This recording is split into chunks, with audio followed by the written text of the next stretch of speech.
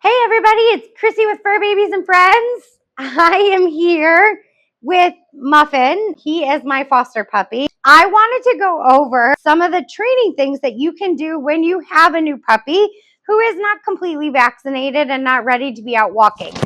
So contrary to popular belief, leash walk training should actually start in your home. If you've watched my video about a proper dog's learning journey, you know that a dog should always learn any new behaviors first, an environment that they're comfortable and familiar with, and then two, with the least amount of distractions. A lot of times people, when they get their puppy, they start leash training, they leash them up, they put tools on them the dog has never used before, and then they take them outside for a walk.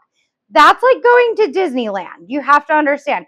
There's so many distractions, sights, sounds, smells. It's like a sensory explosion for a dog. So if your dog and puppy hasn't learned what they need to do while you're walking, how to walk effectively with you, they're never going to be able to do it in an environment that is that exciting or distracting. So the first thing that you want to do, it's always good to help your puppy learn how to lure. So what I'm going to do is I'm just going to take a treat and I'm going to help Muffs learn just how to follow the treat. So it's really important in dog training. Like, these are important steps that a lot of people like just miss. But your dog, especially with positive reinforcement-based training, you can build drive and motivation by helping them learn how to follow a lure, how to follow treats. It also helps them build some awareness. You could also do some trick training, like we could do spin, yeah. Ready? Twirl, yeah. In any case, I got distracted. It's so hard to get distracted when you have such a cute puppy. But so the first step you want to do is just help your puppy learn to follow the treat. So because he's getting distracted, I'm not going to get frustrated with him, but I am going to keep the treats coming for him. You don't have to use treats. You can use their kibble if they really like their kibble. The goal is to help your puppy learn, here, Muffs, that when you move, they move with you. Come on, Muffs. Yeah, Muffs. Yeah, Muffs. Come on, Muffs. So notice he's still distracted even in here. Good job, Muffs. So I'm not being really prescriptive or holding him super accountable right now. The goal is I just want him to know that anytime he comes into my sphere of influence, he gets rewarded. The more you can build up the rate of reinforcement or the value around yourself, the more you're going to incentivize your dog or puppy to want to be with you. Good, Muffs. Good. Yes. Good, Muffs. Yes. Yes. Good, Muffs. So you just can practice. You want to keep continually reward. Yeah. Good job, Muffs. And then when you have a smaller dog or you have a puppy, it's a little harder because you have to meet them where they are. We don't want to incentivize jumping.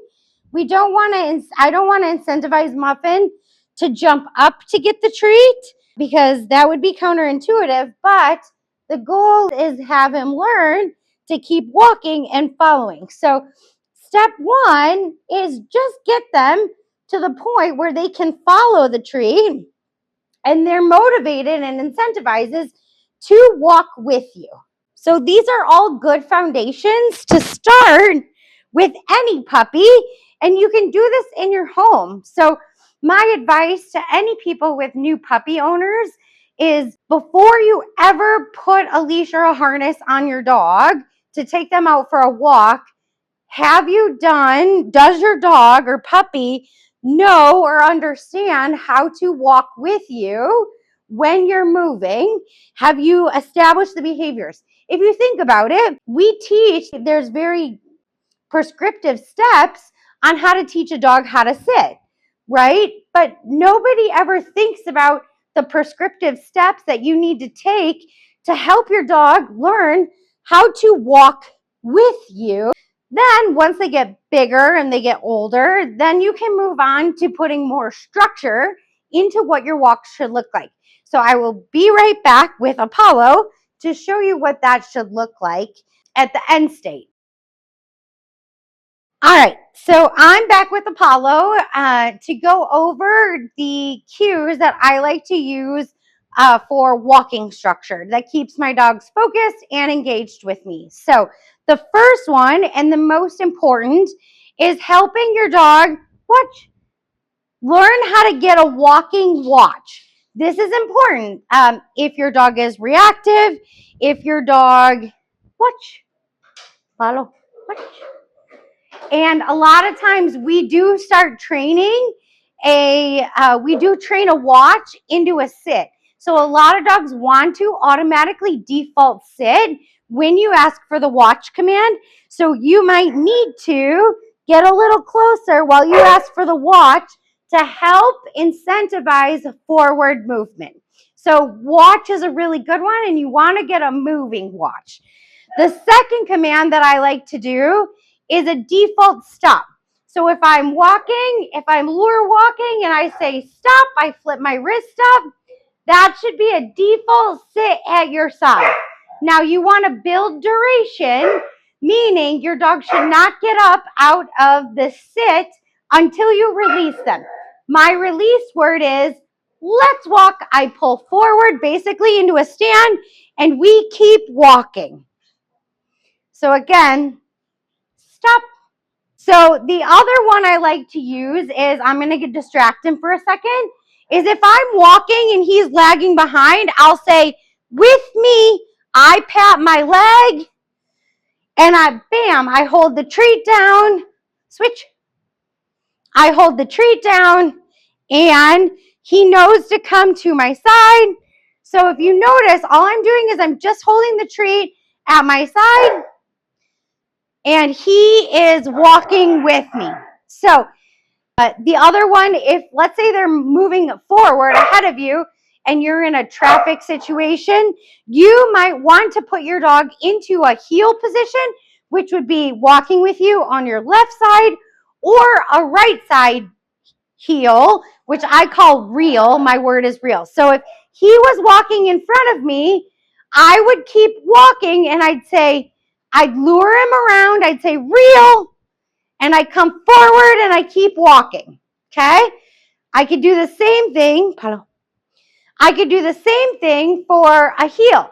So I'm walking, I'd say heel. I keep walking, I pull around, and I keep moving forward.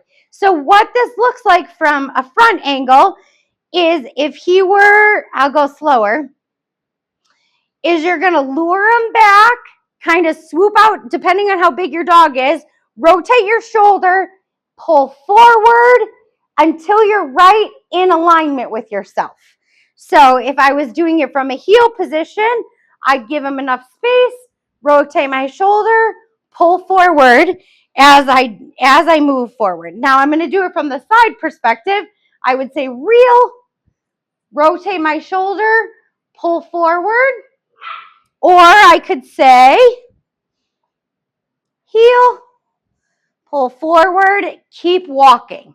So those are some of the commands or cues I like to have for my dogs. Palo, down. Those are some of the cues I like to have for my dogs when I am out walking. It could be for safety placement. It could just be for a better walk. It could be if they're really distracted. But I highly suggest once your dog has gotten really good with lure walking and they understand when you move, they move, etc., that you start implementing some of these cues. It also increases their attention and engagement and focus back to you. So I hope you enjoyed this video. Please feel free to comment if you have any questions. I'd be happy to ask them. I'd be happy to answer them. Sorry. And then if you like this video, please feel free to like, subscribe, and share. We love the feedback as a small little business.